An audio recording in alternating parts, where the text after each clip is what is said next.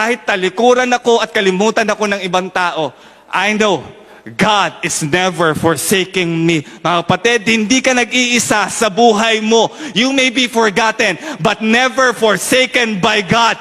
God knows you the best. Pili ka niya habang napakadumi mo pa. Because God will reveal your destiny while you are still unworthy.